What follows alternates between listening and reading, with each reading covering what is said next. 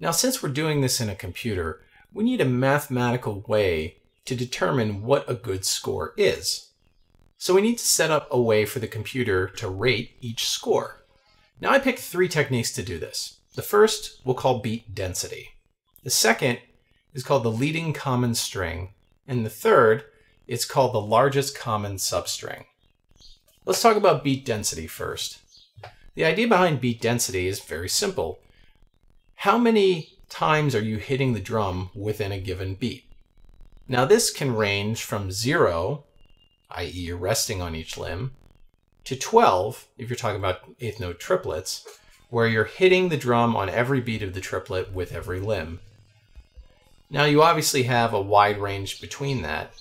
So when you go through these patterns and you assign beat density, which is very straightforward to do, you get the following. Let's say I took that same technique and applied it to the 4,096 patterns that we have available to us.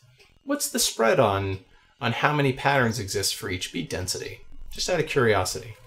And we can see a chart here that shows that. By far, the largest beat density is 6 beats. Interestingly enough, there's only one density of 12 and only one density of 0. This came into play with the overall arrangement in that I wanted the piece of music to flow from a density of 0 to the maximum density. This gave it a bit of direction in my mind and enabled you as a drummer to build up your endurance as you played through the piece of music.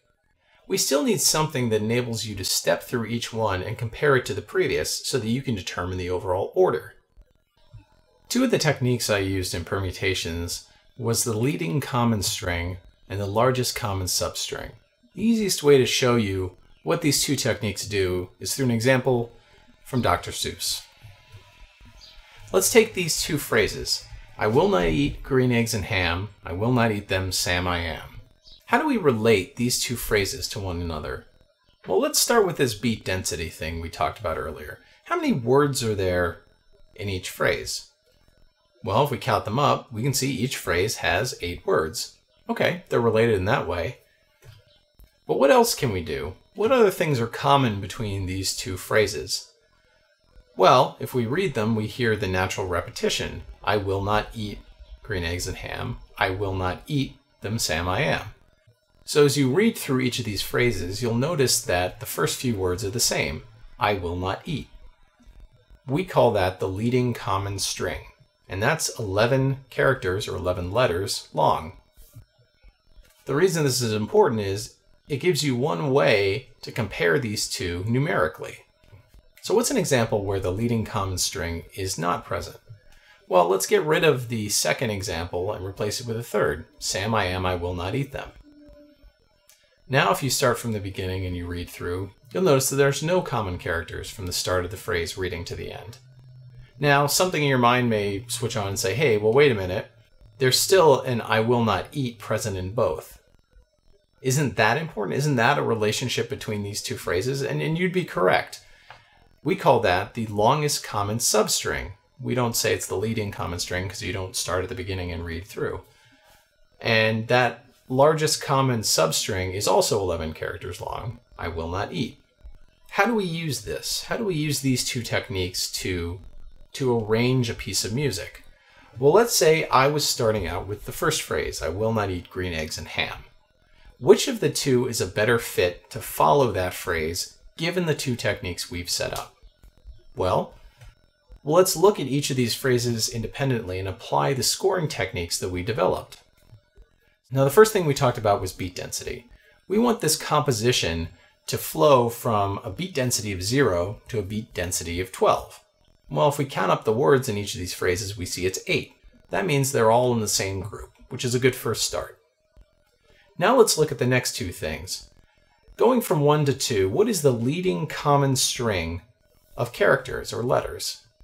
And we can count that. We see I will not eat for both, and we get 11. And that's also the largest common substring because the largest common substring doesn't care where it falls within the overall pattern. Now look at the relationship between the first pattern, I will not eat green eggs and ham, and the third pattern, Sam I am, I will not eat them. Well, as we said before, the leading common string is 0. because if we start at the beginning of the phrase and read through, we don't see any relationship in the letters that show up. Again, though, we have I will not eat, and that repeats in both of these phrases. So we give that a score of 11 because there are 11 characters in that phrase.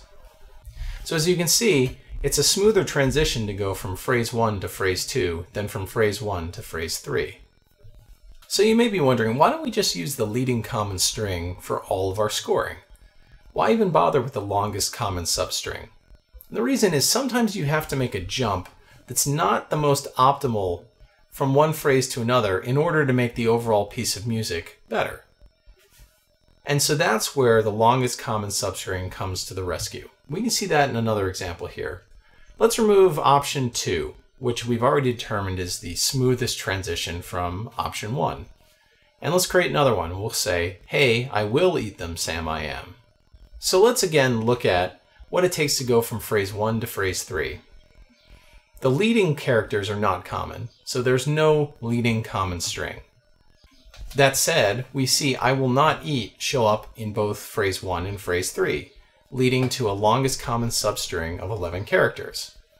However, when you look at what's common between 1 and 4, you notice that it's I will, which is only 5 characters long.